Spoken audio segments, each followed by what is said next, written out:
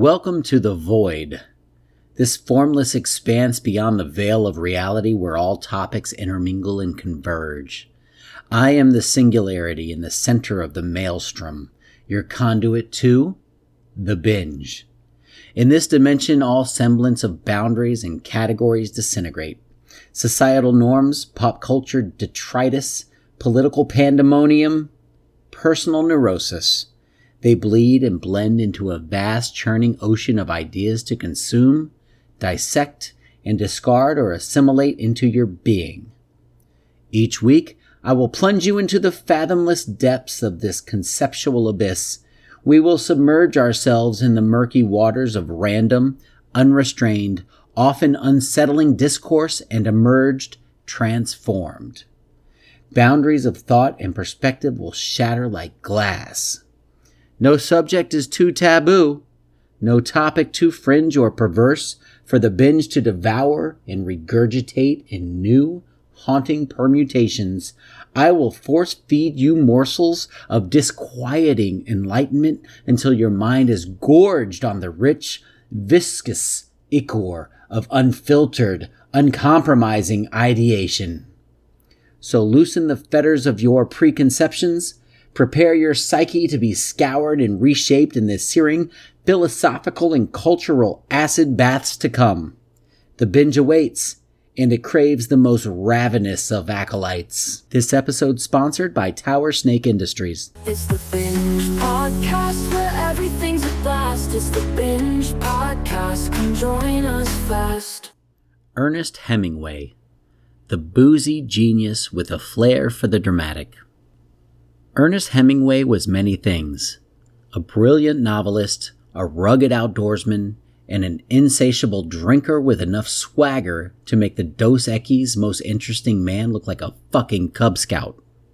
Born in 1899 to a respectable Illinois family, young Ernest showed an early proclivity for mischief and a total disregard for personal safety.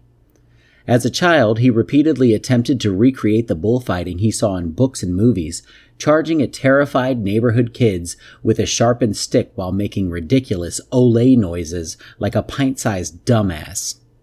Hemingway's lust for daring adventures and copious alcohol consumption only grew as he aged. After a stint as an ambulance driver in World War I, he moved to Paris and drank heavily with other literary legends like F. Scott Fitzgerald, James Joyce, and Gertrude Stein.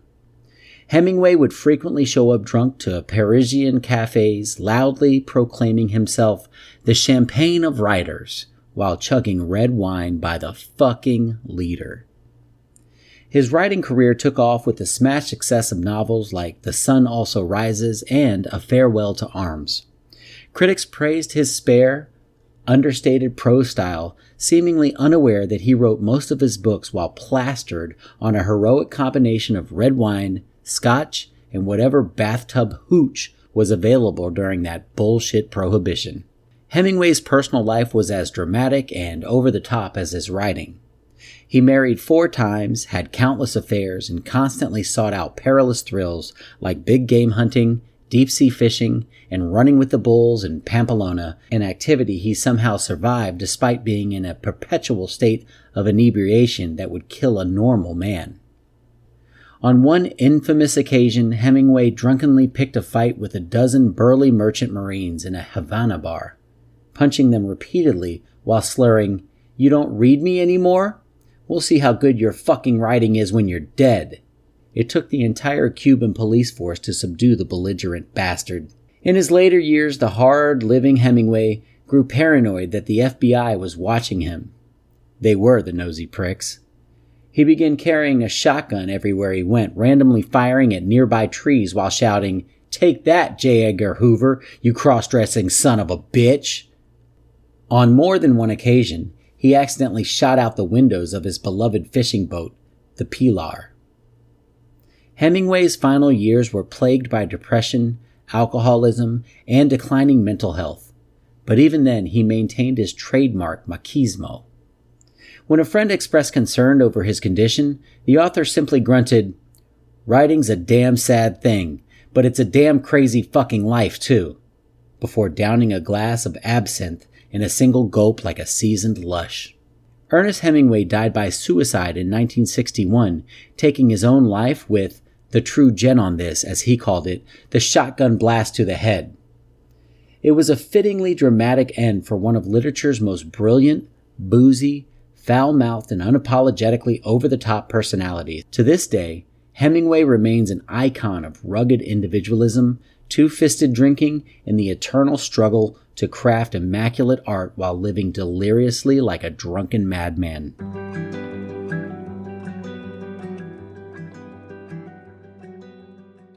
The profound power of becoming a creator, not just a consumer. In today's digital world, we are inundated with a never-ending tidal wave of content to consume. Videos, podcasts, articles, social media posts, the inputs are constant and insatiable. It's all too easy to slip into a passive state, mindlessly scrolling, watching, reading, and binging on the creations and outputs of others. But rarely do we pause to ponder flipping the script, to become the creators ourselves instead of the consumers. This simple role reversal carries profound implications. For when we make the conscious choice to create rather than just consume, we awaken a powerful array of benefits that passive consumption alone cannot provide.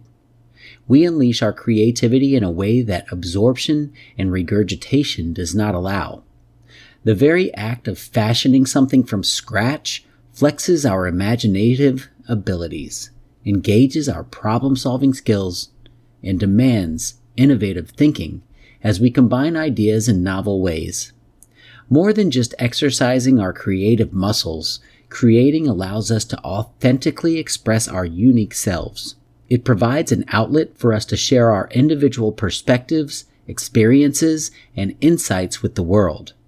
We cultivate a stronger sense of identity and voice when we originate ideas rather than simply echoing those of others. Self-expression through creation is self-actualization. This process of materialization, of transforming concepts into tangible, actualized works, brings with it an unmatched sense of accomplishment. Holding or experiencing something you've birthed into existence with your own hands, mind, and effort instills a meaningful boost of confidence, pride, and self-esteem that consumption can never replicate. Moreover, we naturally grow and improve through the iterative journey of creation and refinement. Beyond the personal benefits, creating stimulates our minds in a way that mere consumption does not. It demands sustained focus, discipline, and rigorous application of critical thinking abilities as we problem solve and refine our works. This mental exercise strengthens vital cognitive muscles that can atrophy through passive consumption alone. Perhaps most importantly, by choosing to create, we gift the world something new, something that never existed before. We make a tangible, lasting contribution to the collective human experience. Every novel idea, invention, piece of art, story, or solution first emerged from an individual creator. Consumption is temporary and fleeting, but creation can be everlasting and transcendent in its impact. The drive to create is a fundamental part of the human spirit. It has propelled progress and enriched culture since the dawn of our species. To create is to emulate our most essential, admirable human qualities like curiosity, passion, vision, and the audacious belief that we can conjure new realities through sheer force of imagination. So let us all strive to become creators, not just consumers. For in doing so, we awaken our highest selves and seed the world with genius innovations. We engage our minds and spirits to their fullest potential. In short, we live more fully actualized lives. The world doesn't need more consumers. It needs more creators to help shape our shared future.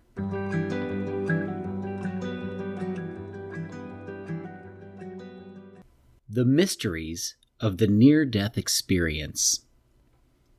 Every year, millions of people around the world have brushes with death due to illness, accidents, or other traumatic events. While many survive their ordeals, some walk away with much more than just their lives. They return with profound stories of near-death experiences, NDEs, that challenge our understanding of life, consciousness, and the great beyond. NDEs occur when individuals are clinically dead, showing no brain activity or other vital signs before being revived. During this period of physical death, many report extraordinarily vivid experiences that feel more real than everyday life. Common elements include feelings of peace and warmth, seeing bright lights or celestial landscapes, encounters with deceased loved ones or spiritual beings, and a sense of being outside one's physical body. One of the most widely reported sensations is that of being drawn through a tunnel toward a radiant light at the end, often described as a portal to other dimensions or the afterlife itself. Many who approach this light feel profound universal truths and comprehend the deeper meaning of existence in that moment. Other frequently cited phenomena include rapidly reviewing one's entire life in vivid detail, perceiving events from a third-person perspective, and receiving a profound message or moment of clarity about one's purpose on Earth. Some even claim to have witnessed scenes and future events that later came true with startling accuracy. While easily dismissed as hallucinations or mere neurological firings from an oxygen-deprived brain, the consistency and clarity of NDEs across different cultures, ages, and backgrounds have led many researchers to take them quite seriously. So profound and transformative are these experiences that many who have them lose their fear of death entirely. Dr. Raymond Moody, a pioneer researcher in the field, notes that NDEs seem to reveal a transcendent reality beyond our physical existence. There are good reasons to consider the possibility that the near-death experience may actually provide a glimpse of an afterlife, he stated. One of the most intriguing cases is that of Anita Moorjani, who defied terminal cancer and was revived after being declared clinically dead. During her NDE, she was given the choice to return to life or continue into the afterlife realm. Ultimately, the insights she gained during this experience led her to choose life, and her body spontaneously healed soon after. While skeptics continue to debate their veracity, those who have undergone NDEs almost universally describe them as more real than waking life. They often return with renewed purpose, unshakable spiritual beliefs, and a complete reframing of their worldview. Whether glimpses of an afterlife or simply extraordinary neurological occurrences, near-death experiences remain one of life's most profound mysteries.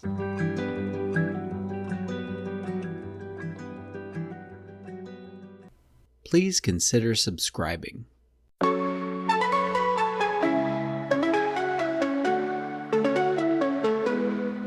You know by now, got stories to tell, from the small to the grand, all under one spell. We talk about this, we laugh about that, from the strange to the bliss. Get ready to chat. It's the Binge Podcast, where everything's a blast. It's the Binge Podcast, come join us fast.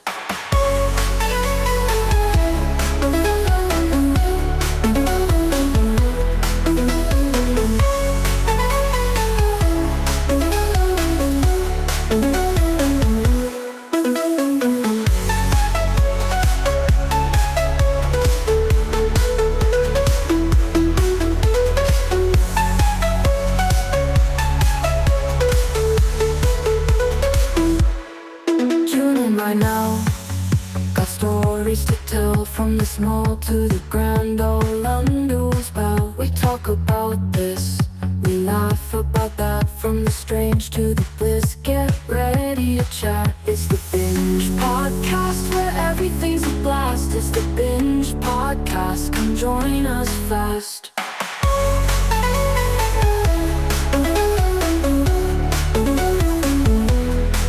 It's the Binge Podcast, where everything everything's a blast. It's the Binge Podcast, come join us fast.